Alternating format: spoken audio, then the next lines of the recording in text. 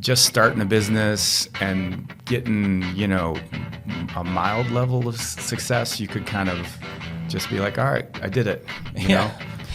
But if you sit in a room with 10 other business owners every month and you kind of see what they're doing and frankly you see how much money they're making, and then maybe you also notice that they're not that much smarter than me. So it reframes like what you could be.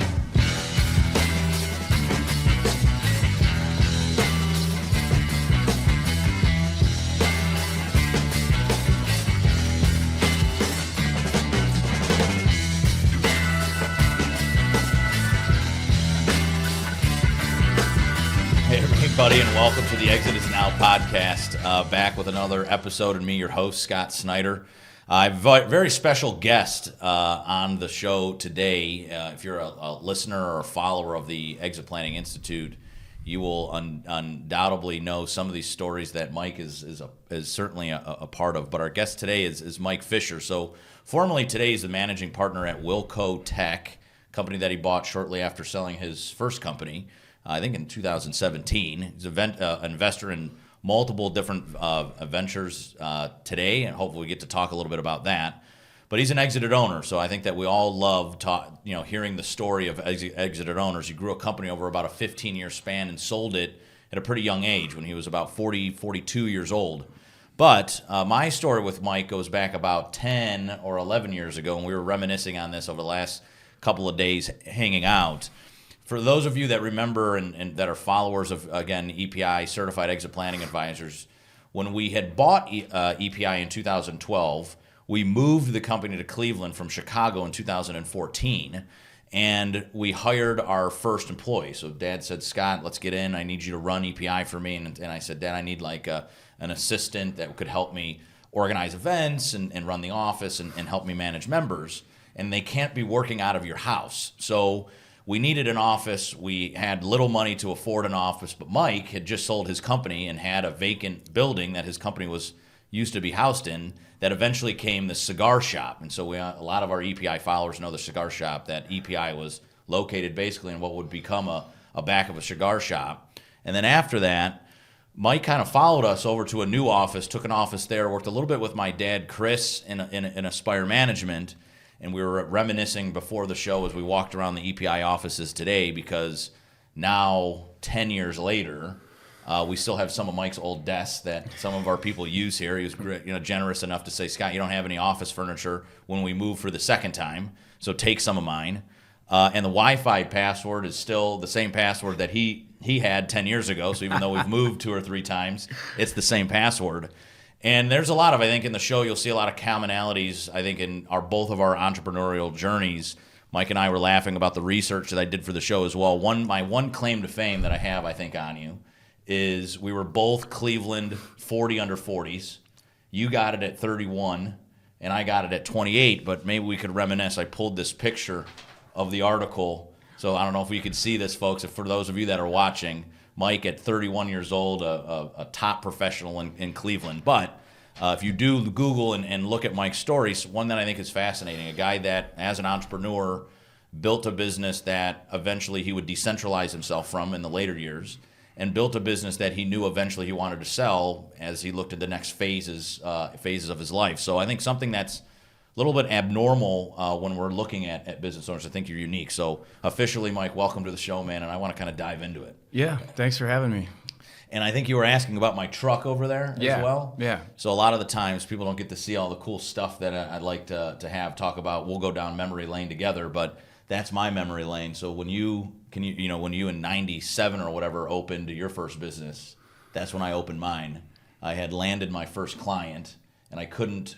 M&S Connection Landscaping, my business, was founded out of a Ford Taurus sedan. We literally took my buddy's dad's lawnmower and put it in the trunk, bungee corded that thing down, and called ourselves landscapers. Well, through some good fashion like business development and door knocking, we got our first commercial account. So I knew at that, which was multiple acres of land, and like it would take us, what would be a 2-guy team, like a whole day to maintain this property. And so I told Dad I needed a truck and I needed like a legit mower, like a commercial mower, because it would take us a week cutting this thing with like Toro 22-inch regular residentials. So I couldn't afford a bank loan. They wouldn't finance me. So Dad became my first loan, and that was my very first truck.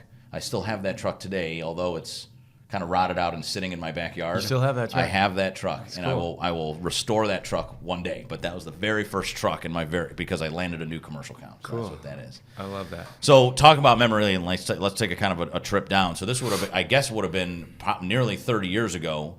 You had come out of college. You went to work like most people would go to work after college. Worked in the industry, in your profession, for 2 or 3 or 4 years before saying, look, I want to do this on my own, and opened up your first company in, I guess that would have been like 97? 97. In 1997. So tell me about that first experience and your first big entrepreneurial leap to say, look, I'm going to leave, start my own thing, and make this happen for myself. Yeah, so again, thanks for having me.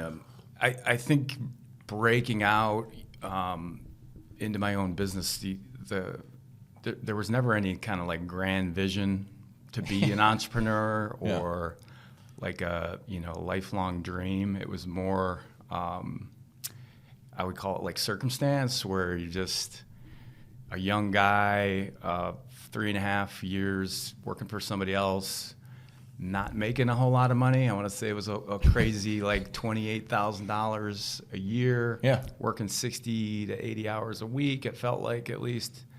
And I was also kind of bringing in business because I grew up in town, had a knack for kind of the business development side of things. So, I'm not the smartest guy in the world, but you combine those things, not making much money, working a lot, bringing in business, like, hey, maybe I should try to do this on my own. So you were saying, too, that you had left, and one of the guys came with you, your first business partner, right? Yeah. And how you heard I couldn't get, you were what, probably, I guess that would have been like 25-ish when you started your first business? Yeah, 20. So a little bit more established, 25. I guess. Mm-hmm. But I can remember that picture would have been like 17 years old. Yeah. And I remember going to the bank, and the bank was like, no, get out of here. Mm-hmm. And I remember getting my first credit card with a whole available credit limit of $200. So I'm like, okay, this isn't really helpful either. So do you remember, like, how did you fund that? How did you fund it? Because you probably had some college debt still and stuff like that. Yeah. So I think the advantage was, I was single, no kids. Right. I had just bought a house in Cleveland at West 100th. It was a duplex. Yeah. And so, my partner at the time, so the co-founder, he actually lived in the downstairs unit, and we ran the business initially like out of one of his bedrooms. So I would literally come downstairs and kind of work, in one of his bedrooms. Yeah. So it was he was kind of sort of paying rent, and so it was kind of covering my nut at the house. So there was really not a whole lot of risk there. But my co-founder was a much more technical than me, and I've always kind of like leaned on. I've always needed in these IT businesses somebody that kind of handles that side of the world. So the other, I think, always interesting in talking about that, like entrepreneurs like you, is, do you remember landing like your first couple big clients where you're like, okay, man, we're gonna like make it? When I landed mine, it was I was telling you the story. I was came out of there super excited. I was probably it took us a few years, but it was like 21 when I could say like, okay, we moved officially out of this residential stuff and in some big commercial stuff, and it was a huge luxury apartment complex. It literally at the time would have taken like 3 4-man crews to service thing. It's about 40 or 50 grand, so a major contract back then for a 20-year-old kid. I was just jamming to some music in my Toyota 4Runner, and I was pulled over by a cop in North Royalton because I was going like 15 miles per hour over the speed limit. And he had, at the time, I was also going to the Ohio State's Agricultural Technical Institute, and I had a sticker, like a little bumper sticker that said like Ohio State ATI, and it was like a horticulture sticker because that's what I was doing. The cop started talking to me. He's like, hey, man, you go to ATI? And I was like, yeah. He's like, shoot, man, that's where I went. He's like, then I got out of there and went to the police academy, and now I'm a police officer. He's like, well, slow down next time. And he let me go, going like 15 miles per hour over in a 25 going down like a suburban street. Mm-hmm. But so that always, that first major client story kind of all sticks with me. Do you remember kind of the first big ones for you guys?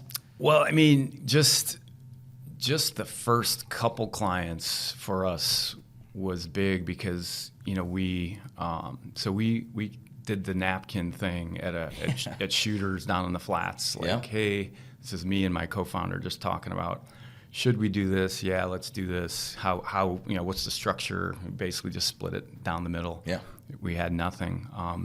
We had backup plans. So it was like, I don't know if these are still around, but like there's staffing companies where as a tech guy, you kind of fill out your inventory of skills. Like I know Microsoft Windows, or back then it was like Novell NetWare. Right. The stuff and you list it all out. And if we didn't have work, we were just going to get placed into projects to do stuff as a tech guy.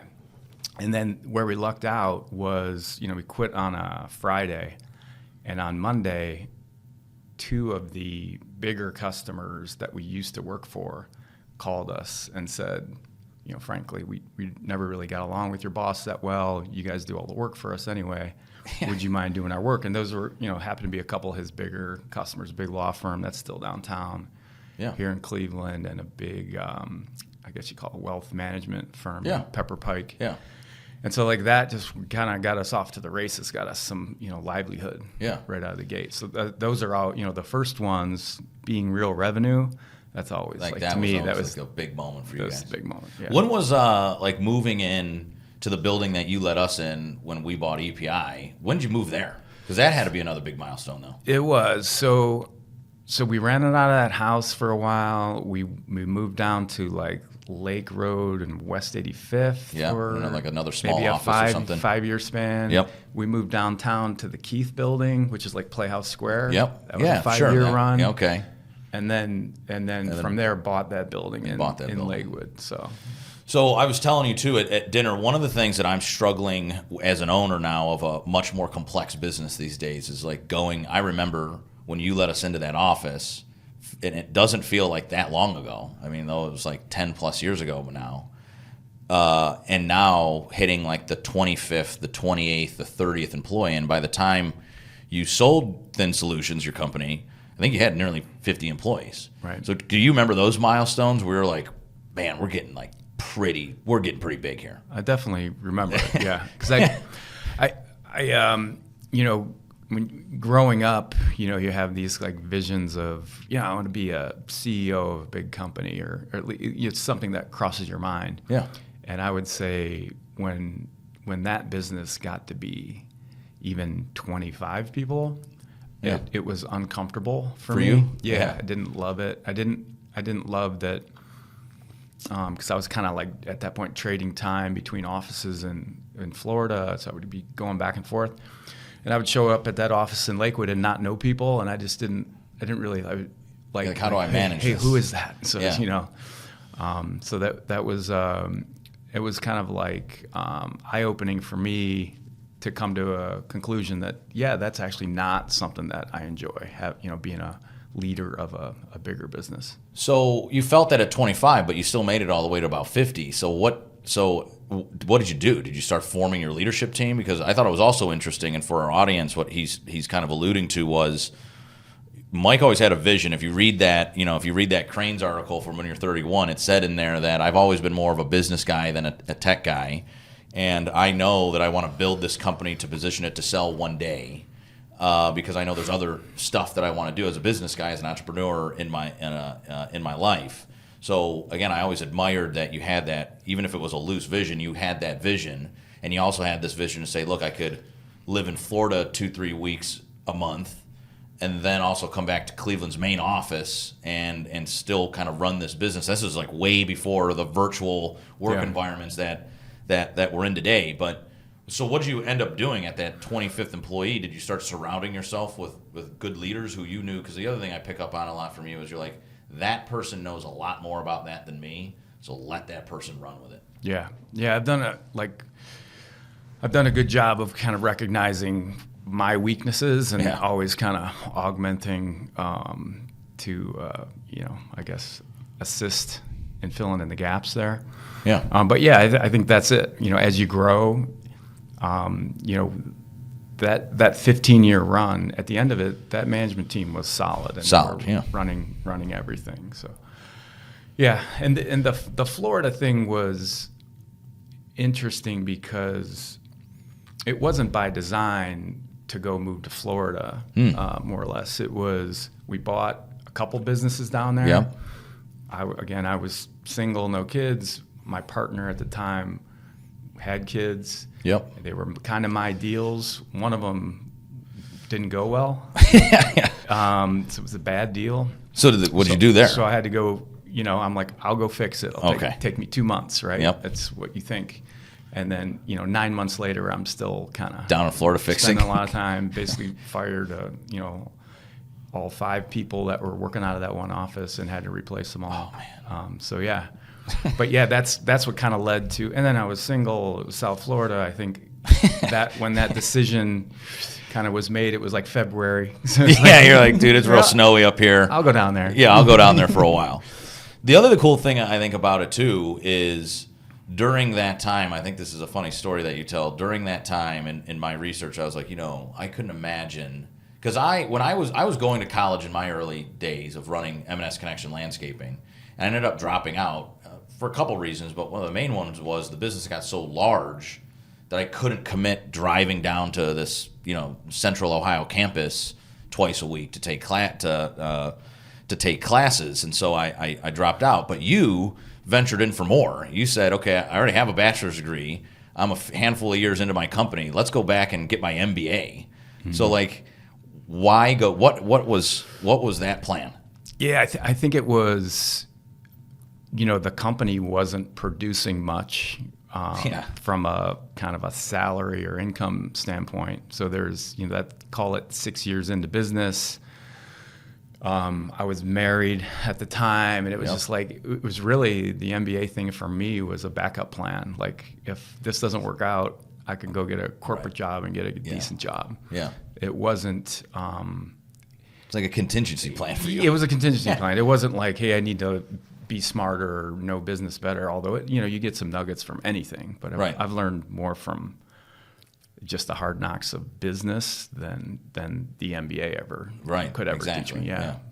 But I always thought that was interesting to take the time to go down there because you had to, you were doing like an executive MBA program, so you were going down there, like a Thursday, Friday kind of thing, right? So you'd sacrifice a couple of days. But I'm sure you had a bunch of work to do in between. It was a lot of work. It was, and my ex-wife would agree Felt with that. Yeah. Yeah, you're running a small business, going to MBA school. Yeah, not a lot of spare time. Not a lot of spare time. Yeah. So, yeah, that was... So you ended up getting divorced. So company's still young though, but for the SEPA audience that perhaps is listening, that's one of the 5 Ds, right? So these things that help or that destroy or potentially destroy our company. But it didn't really affect you. I mean, it might have affected you obviously personally. Yeah. But did the business take a hit or? Business did not, no. So there, again, the business wasn't worth much, so there's not a whole lot to kind of fight over. No kids, so it was like not to say anything was easy, and it wasn't easy. It was, personally very challenging to kind of to go through that, and even after that.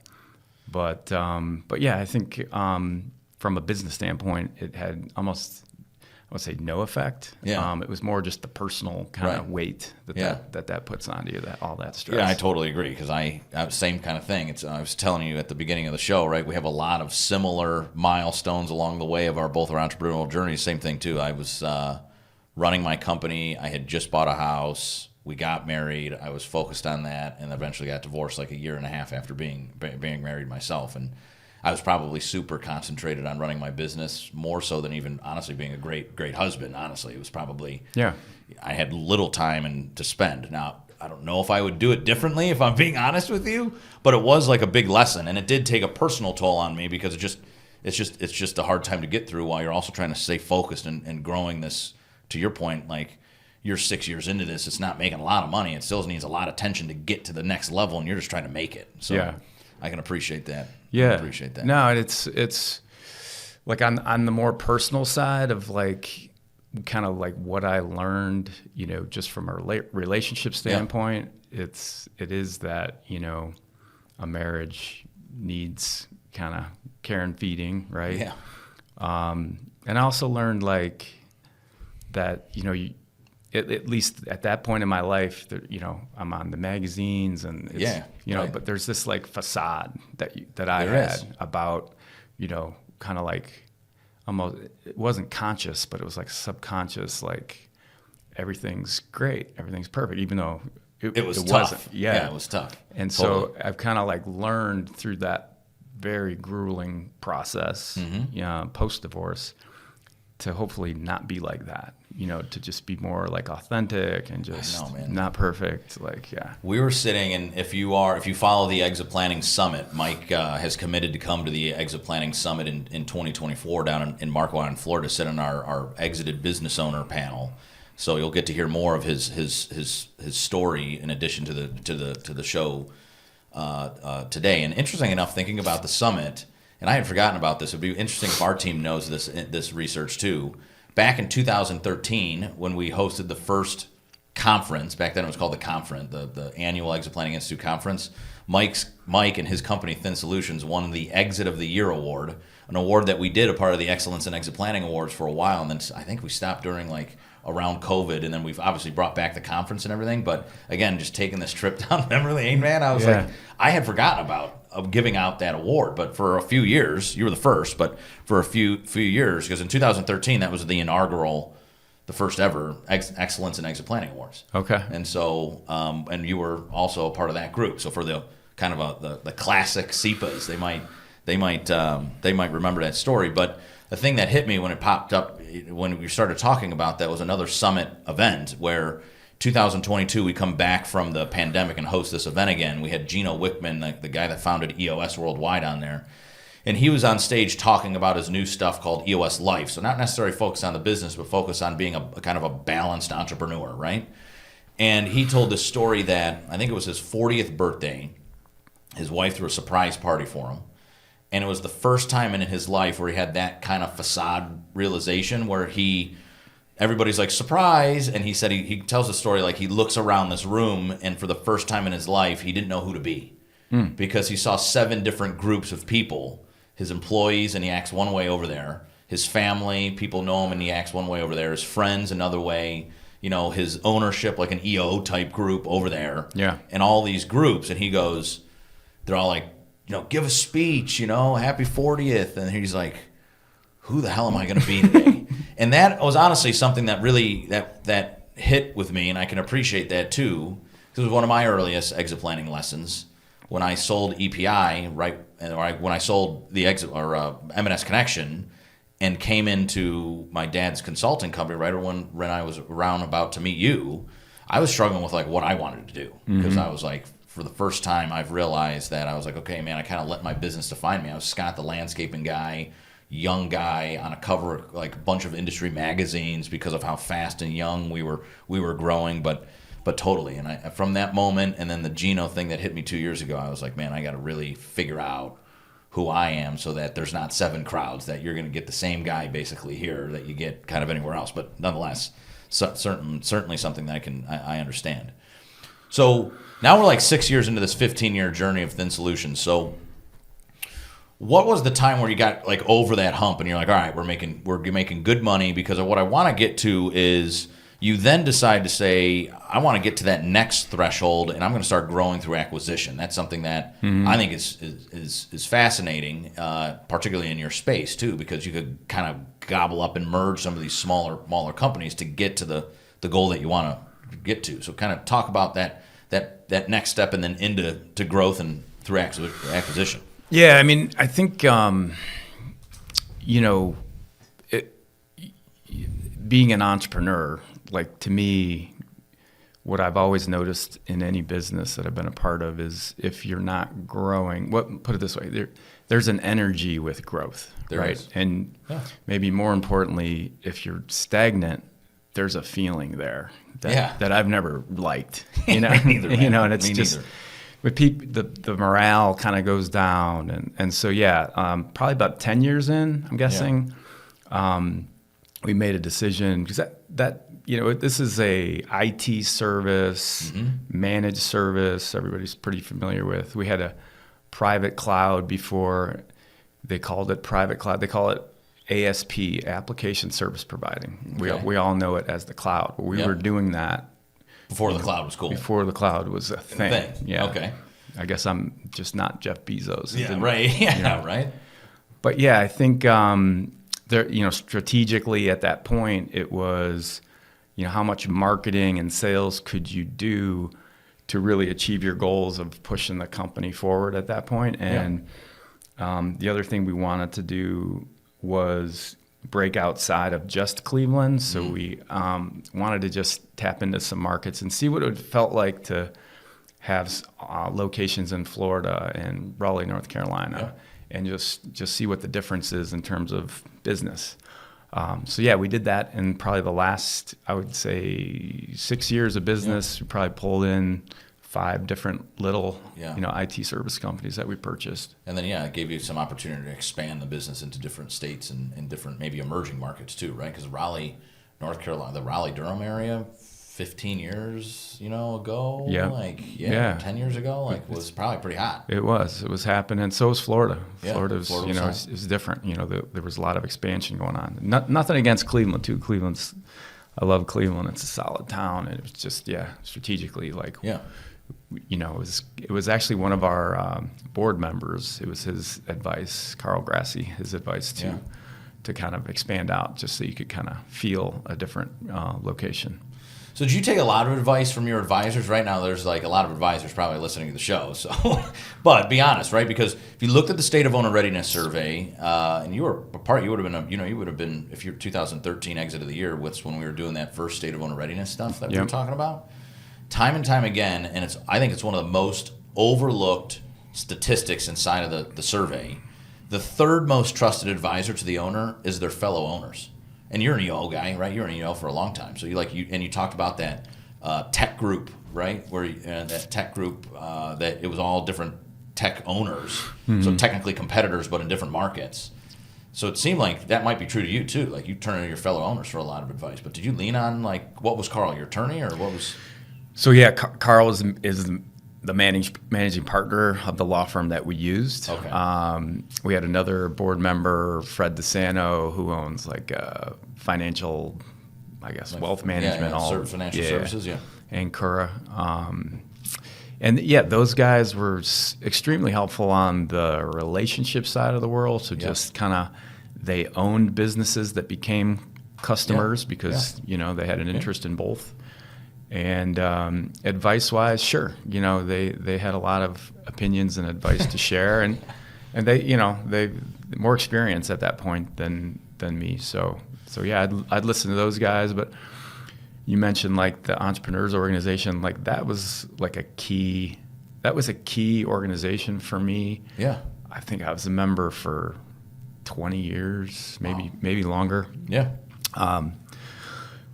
and it was good just from experience sharing. So it's advice, but the bigger thing for me there was I grew up. My dad was a factory worker. My mom was a waitress. Okay, and I was the first one to graduate college. Yeah. So youngest of 6 kids.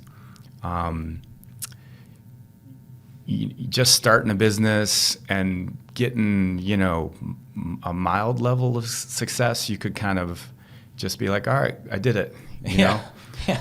But if you sit in a room with 10 other business owners every month and you kind of see what they're doing, and frankly, you see how much money they're making, and then maybe you also notice that they're not that much smarter than me. Yeah. So it reframes what you could be.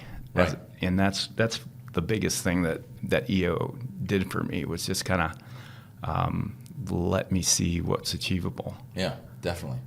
Yeah, there's a lot of guys that we know. EO Cleveland is actually one of the biggest EO chapters, I think, in the entire network. So there's a big, prominent group of guys that we actually all know that I think have come through that program. I'll say the same thing, right? That for 20 years, it was a big place where I leaned on it for advice, because there was other owners that were slightly better than me, and always kind of challenging to say, oh, that's a great idea. Maybe I could take that into to my group. So we're going to take a quick break, but after the break, I want to come back, Mike, and I want to fast forward all 15 years and then you start looking to sell and move into the next thing. So I want to talk about the sale of Thin Solutions, your company, right after a quick break. So stick with us. We'll see you soon. The Exit Planning Institute is the authority in exit planning. With its award-winning process, the Value Acceleration methodology provides deep insights into how to help business owners create more significant companies while blending and aligning their business, personal, and financial goals. EPI brings together the world's most elite exit planning advisors to form the EPI community. The EPI community represents over 15,000 professional advisors worldwide, including its 5,000 certified exit planning advisors. These advisors include financial advisors, growth consultants, CPAs, attorneys, M&A advisors, amongst others, who come together to expand their knowledge, create and innovate, network and relationship build, grow their practices, and better attract and engage business owner clients. Join EPI today and gain access to the community, content, courses, credential, and conference that you as the professional advisor need in order to harness the opportunity with small to lower middle market business owners who strive to grow a company of significance, thus having a highly valuable and transferable company. Follow the Exit Planning Institute on LinkedIn and visit earnsepa.com to learn more about the community leading the exit planning profession. Hey everybody, welcome back to the Exit Is Now podcast with me, your host, Scott Snider. I'm hanging out with my buddy, Mike Fischer, an exited owner, and we've just spent the first segment of the show really talking about the building of his company, again, from scratch, from what I learned is like in a bedroom in a duplex home. So I think it's obviously fascinating, these entrepreneurial stories. So now fast forward, you have a pretty mature business, right? You have a building that you own, you have nearly 50 employees, you have different locations in different states, and you're 15 years into this thing, you're 40-something, young 40s, 42 years old at the time. And I guess to start, when did sale come into mind? Like if you I said in the first segment, right, if you read some of the articles that you were quoted in, you were always kind of thinking 10 years, like I want to make a good 10-year run and then sell this and go do the next thing. And so, how did you know it was time? When were you getting looks? Yeah, so I think like you're saying, I always ran the business with it was always for sale. It was you were laughing about that with my dad. Yeah.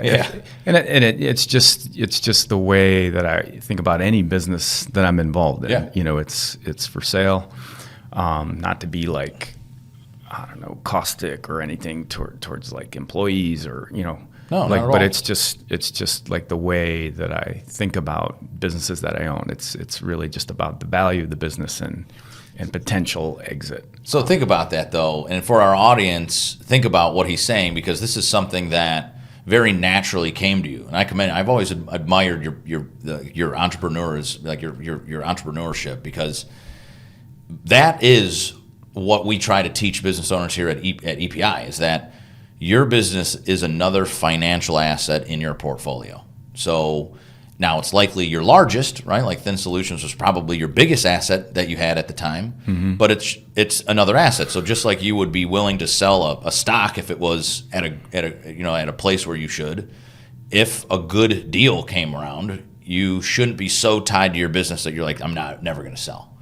And so I think that, again, being an entrepreneur that's focused on building value in companies and then being open to say, hey, like this is another investment. So if I get a good deal, I'm not just tied to this business. I'm tied to kind of being an investor and an entrepreneur and a growth-minded entrepreneur. But that's a critical moment that, again, is unique to Mike, I think, than many owners, but something that we drive home a lot here at EPI, that you naturally kind of have that mindset. You're not necessarily tied to it. Yeah, I think there's a lot of business owners that their identity is connected to that business, and maybe that makes it harder to part with. But I've never, for whatever reason, I've never got my ego too much tied up in the actual business, and So were you taking offers then at that point? Like I'm sure at that, because to your point, what's interesting about the tech stuff, you had said you got into a revenue threshold where you were big enough to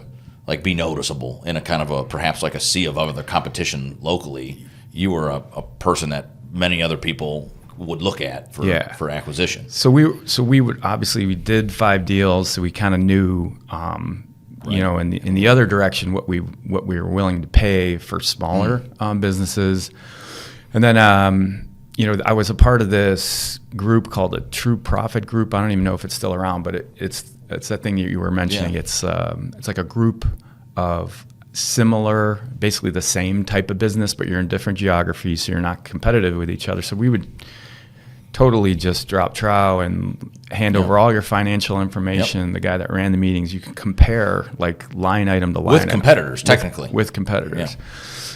So in that was I don't know, 8 to 10 years of being in that group, meeting every 4 months, handing over your financials and going, you know, over best practices. Well, who we ultimately ended up selling to was Konica Minolta, a Japanese multinational. I think it's $7 billion. Well, Konica Minolta had bought a company called All Covered, which was, you know, I think they had like 10 or 12 locations when Konica bought it. And then as soon as they bought it, they basically said they want to fill in the gaps of all the NFL cities where they didn't have an IT service location. Yeah. Cleveland happened to be, you know, one of those gaps. And I can't remember the name. There's a company still, I believe, in Cleveland that's real big, like a couple $100 million in revenue. Yeah. That was too big. And then we were, call it 9-10 million, somewhere in there. And then there's probably a whole bunch that were, you know, the typical IT service business is probably $1 million bucks or less. Okay. Yeah. So certainly noticeable because you're. Yeah. So kind of the right size, I think, for, you know, and so being in this True Profit group, you know, I don't know if I should share this, but like, you know, people have NDAs, but you kind of get to know what, you know, so there were some other players, some other guys, some other business owners in that group that got acquired by Konica. And so you kind of get a flavor to share a little bit, right? You know, what what the multiple is, the structure of the deal even. And so you kind of knew what was coming. And so there were some other, you know, potential options to sell to, but none that had the structure, you know, for a, you know, that business is not a sexy business. It's pretty blocking and tackling, IT support business. So, you know, they were offering a healthy amount of cash down on a service-based business. Yep. And the alternative was to double down, kind of, you know, go buy more companies. And continue that growth. Yep. But the other thing that I was noticing at that time was, you know, in that business particularly, you know, Microsoft is a great example. Microsoft today, if they could still just be sending you a CD to upgrade your Windows PC, like they would prefer to be doing that. But they got kind of pushed to this cloud direction by Google and others. So I saw the industry. I saw the need for kind of our business and the service that we were providing kind of diminishing a bit. Okay. And then, I thought the number that I was offered was, you know, I could spend 2-3 more years trying to grow it, but I was also losing customers out the back door. So I was kind of the head biz dev guy bringing business in, but meanwhile we lost $1 million the year before we sold out the back door. So it was like, it felt like, hey, maybe we're just at maximum capacity. Right. Like a nearly $10 million company. Yeah. So with kind of all those forces, you went to the table and said, okay, we're for sale. What do we got? So did you always know that would be an option? Like, hey, I was going to sell to a more strategic buyer, because, you know, what kind of, you know, you get a private equity buyout, you could have a financial buyer, like me and my dad bought EPI. Mm-hmm. Did you kind of know that you were going to go, maybe because of that networking group that you were in, like, I want to be bought by a larger person, because that's what's happening in your industry, right? Yeah, there was a couple of different groups like the Konicas that were scooping up companies at that point, and I'm not, you know, in the know about that industry anymore. You know, these days, if that's even happening. But But it was good timing for you. It was great timing, and it was a tech business, but it wasn't crazy tech multiples. It was, like I said, pretty blocking and tackling number. But still kind of life altering, like from income especially standpoint. as a young guy. Yeah. Right. Because did you have kids yet at that point? You didn't have kids yet. No. You were married or no? Not I yet. just gotten remarried. Yep. So business sold in 2012. Got married, remarried in 2011. Yeah, in 2011. So big. I would say definitely life altering on many fronts. Yeah. So what was the terms like? I asked you this morning at breakfast. I was talking to you about how was it like after for 15 years working for yourself, now working for someone else, because that was a part of the terms, right? You had to come on and make sure that thing transitioned. Yeah.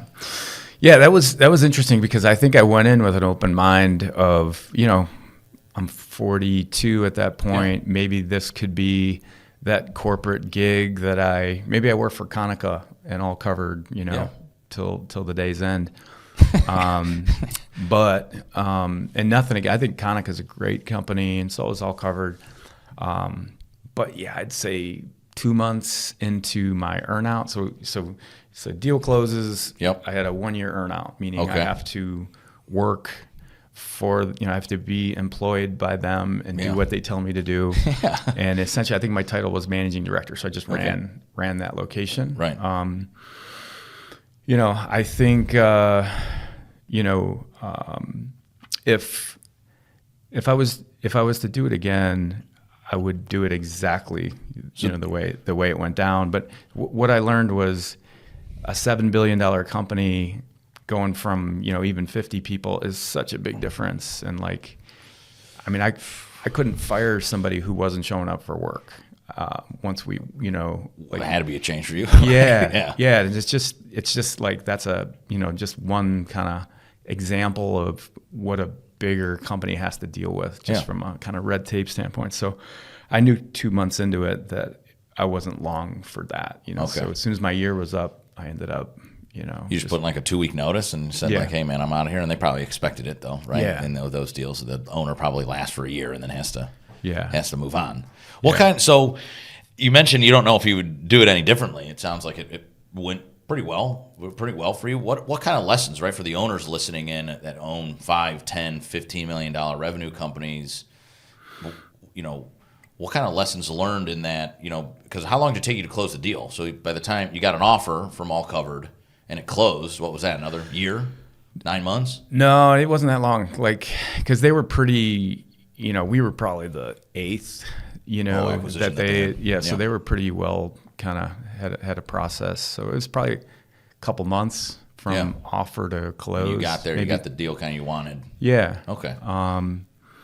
Sorry, what was the other? I was saying, what would be your advice to an owner in the same situation with same similar revenue size kind of company, like thinking about starting to go through that transition? If it went well for you, I mean, what are some of the things you liked? The thing that I liked, so my deal was, I believe, 85% cash. So 15% on the hook to just keep the revenue where it was at. In that year post acquisition. Even that 15%, even though we kept the revenue where it needed to be, there was still some, again, nothing squirrely on Konica's part, but people are just running a business. So here's an example. One example is in Raleigh, they took one of our managers and some employees and they threw them on different accounts, not my accounts, that affected my revenue. Right. So there's like stuff like that goes on where you can't blame them. They're just running their business. But, there's stuff. So my advice would be the more cash down, obviously, the better. Yeah. And the more clear cut those earnouts could be, because even in, they honored it. We got all the money. But that would be one thing. The other thing for me that was more challenging, I guess, was I wish I would have put more thought into kind of what's next. Yeah. Right? Yeah. Like being 42, and I thought it would be simple. Like I thought, because people would bring me opportunities, and believe me, they did, because especially then they knew I had some cash. Yeah. Yeah. So like, but what I've learned is 98 out of 100 deals that people bring you are crap. Trash. Yeah. Yeah. And so it takes, it's like the private equity groups, man. Yeah. They'll look at 1,000, couple thousand deals in a year and buy 1 or 2 or 5. Yeah. Yeah. I mean, that was my experience. So you end up spending a lot of time, looking at these things. And again, that I don't know if I was to go back, like if I could have done it any differently because you're an employee of Konica Minolta at that point. So you kind of have to just break off and just, look at opportunities like that. Yeah. That was something that I struggled with. And I remember my wife, because when the money's just always going out because you have, this, I didn't buy into my next business sold in 2012, didn't buy into the next business until July of 2015. So that's 2.5 years of no income, more or less. Yeah, right. Yeah. And I remember, you get stressed because it's like the money's always just going out. And so wife and I are having, arguments about it. And I remember her saying, why don't you just go get a job? And I remember being like super offended by that. Yeah, right. Yeah. Like offended because like, do you not know me? Yeah, right. That's not going to work. That's not, I'm not going to go I'm like an entrepreneur. Like you're looking for a good deal, good investment. I'm looking for like, I like solving the puzzle of the business. I don't want to just go do a job. Right. So you're looking for a challenge too then. If you're looking to solve a puzzle, right? You're kind of looking to get into a business that maybe even has a little bit of troubles and you can help fix that and take them to the next level. Exactly. Yeah, right. Yeah. And I think that's the difference between, in my mind, like an entrepreneur, has that kind of whatever, that knack or the personality where they want the problems to kind of wake up to and have to solve, versus just a business owner, or maybe it could be like a lifestyle business owner. Yeah, exactly. They're fine, just like it's kind of a glorified job. Right. Yeah. In that type, that's kind of the difference in my head. Well, also in a like a techie company too, right? So it's like, to me, like that is always evolving. So like there's always kind of a new puzzle to solve, or there's new technology coming out, and like just that whole space, right? Big bubble of tech, right? But nonetheless, I think a very entrepreneurial spot, and a lot of puzzle solvers, I think, in this space, right? Yeah, it's constantly changing. You're right, especially over 15 years that business, where it started from to where it ended up it's crazy. The difference, that the business looked like. Yeah. So I want to talk to you about now what's next. So we kind of alluded to that. We talked earlier too about some other investments and that you're making. So we're going to talk to Mike about what's going on now in his life. He is remarried. He's got a couple of young kids. He's got several different companies, one where he spends most of his time. So we'll get into that right after a short break. For business owners, by a business owner. Walking to Destiny is your essential resource for understanding what makes your business highly profitable and significant. It becomes a business owner's handbook to know how to rapidly grow value and ultimately unlock the personal wealth trapped in business. Exit Planning Institute CEO Christopher Snider demonstrates how strategic exit planning will help you achieve improvements today while positioning you to build wealth for generations. Secure your success along other value creators. Discover, prepare, and decide what your walk to destiny will ultimately be. If executed correctly, these strategies can grow a business owner's wealth by 10 times. Walking to Destiny, the second edition, the 11 actions an owner must take to rapidly grow value and unlock wealth. Get your copy today at www.walkingtodestiny.com.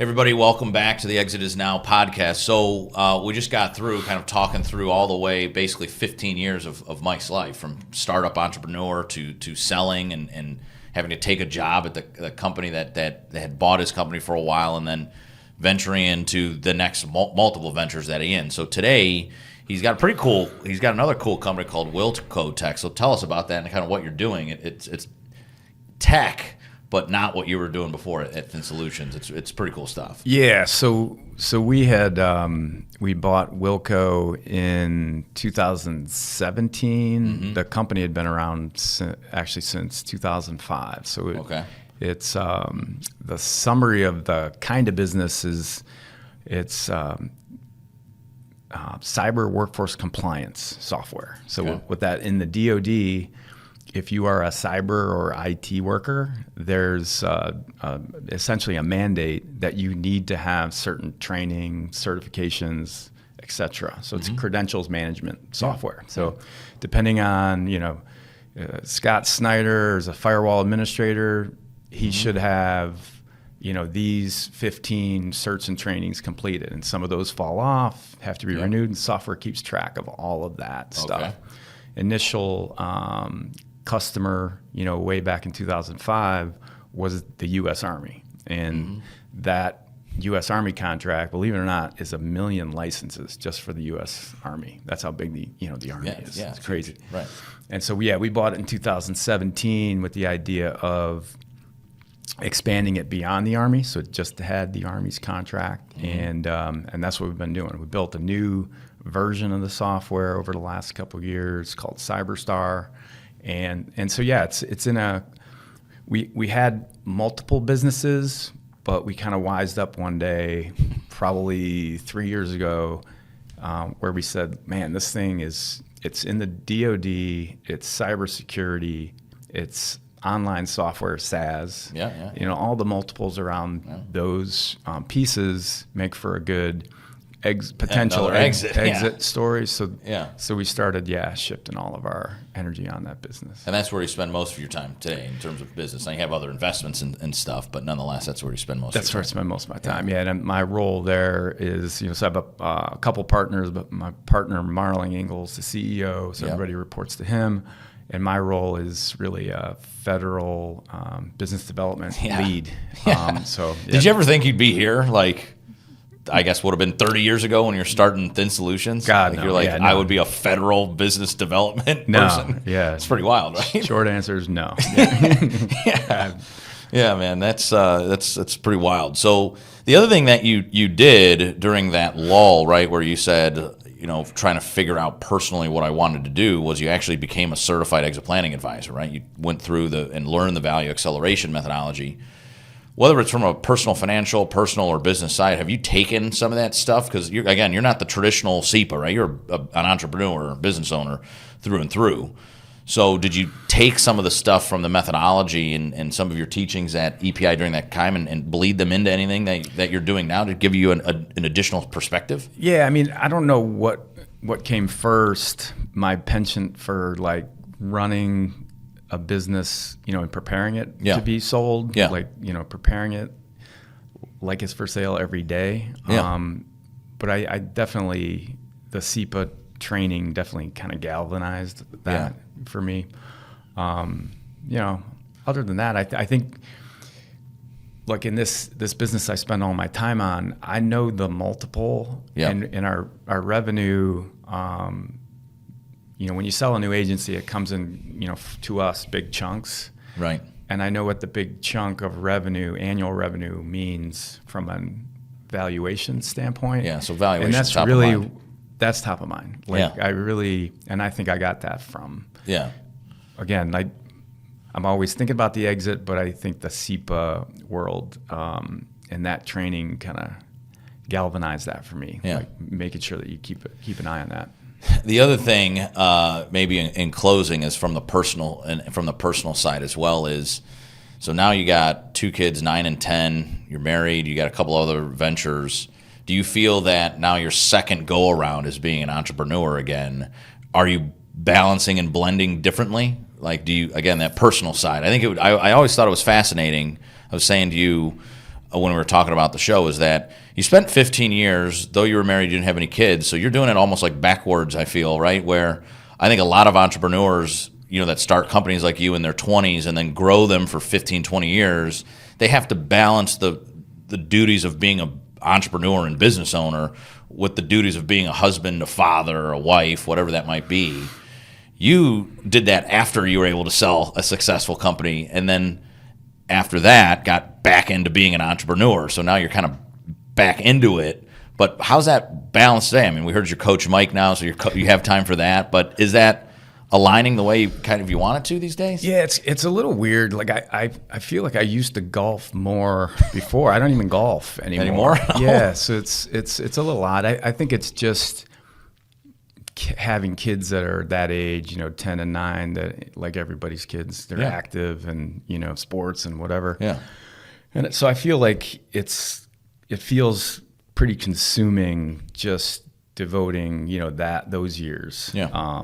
To the kids, but so like balance wise, honestly, like feel like I have less balance than I used to have. Really? Yeah, which is strange to say. Like I feel like I used to take a little more time. No shit. But now it's with kind of a full-time gig at Wilco, kids. Well, it's kind of like you're starting over, right? I mean, Wilco certainly isn't a startup, right? If it's been around since 2005, but I'm sure again you're positioning for an eventual exit down the road, right? So you're talking about concentrating on value growth or valuation. That's still time consuming, right? Yeah, it is. Yeah, so you get away from some of the hobbies, and the time you would spend in the hobbies, you invest in the family. But that balance is, I think is so. Maybe it is. Maybe you just started later, Yeah, and I think this business that we're working on right now has a good opportunity, and that's why we're focused on it. A good opportunity to be a home run. Yeah. So it won't take that long to figure that out. Yeah. So, but it's just kind of. And you're still a young guy, right? You're still. I mean, all relative. It's all relative these days, right? That's how I feel. That's how I feel too, man. These days, so it's all relative. But yeah, I mean, it's interesting. It's always interesting talking to you because I think that we're studying this next generation of business owners, which you'd fit into that category, right? These people that are like 36 to 56 years old. And like what we see, and I think a lot of our audience that advise owners see is like boomerang owners like you. So you did one thing for 15 years, you took a couple years off, but the next thing you'll do that for like 10 years. So it'll be interesting to watch you over the next 5 to see what happens, because then you'll be like mid-50s, right? Ish, and see if you boomerang again to say, okay, in my 60s I'm going to own another business and I'll sell that when I'm 70. So you'll have like 3 exits. Yeah, I mean, I would love to, have this business go well and then get involved in businesses that are less time intensive for me. So I could kind of, but God willing, if I live to be 100, I would still be involved in business. Yeah.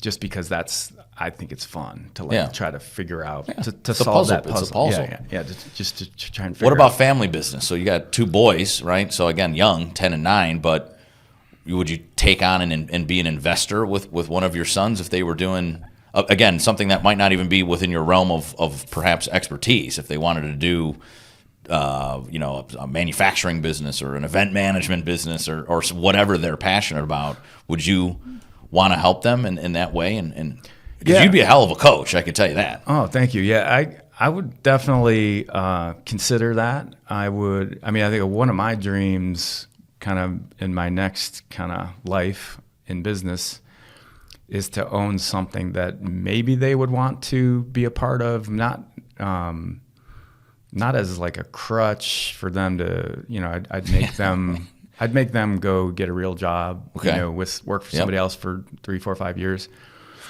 But yeah, like I just think it would be cool to work with my boys if they were so inclined, and not just from from a bonding perspective, but I feel like I do have some value that I could just impart on them. And so rather than just like an estate that hands off money, like I think what's more valuable is like spending time and maybe passing along some knowledge of all the mistakes that I've made in business. Maybe they wouldn't have to make them. Man, that's what I said, from a startup entrepreneur and potentially a guy that could exit 2, 3, 4 businesses by the time your sons want to do business together with you. But I can tell you, as a family business guy myself, like my dad has always been my number one fan and my biggest mentor. Yeah. So, and has been a part of larger transitions along the way in his career. And so, and we have a great relationship, right? So it's like, yeah, I couldn't possibly think about doing it really any differently. And I always have the advantage of saying, yeah, my dad created the value acceleration methodology, so I don't know really any other way to run a business other than that way. Mm-hmm. But it's been a great run for us. So hopefully maybe one day you do that with your sons too. So, well, Mike, thanks for flying all the way in from Austin, Texas. Now we didn't get to that story, but he's actually since moved. We'll probably have Mike on another podcast to dive a little bit deeper. But folks, we will see you on our next show on October 25th, so make sure you subscribe, listen, and leave a review on all of our podcast platforms. Mike, thanks for hanging out with us. I appreciate you taking the time. Thanks for having me in. Yeah, it was we'll fun. see you soon. See you guys.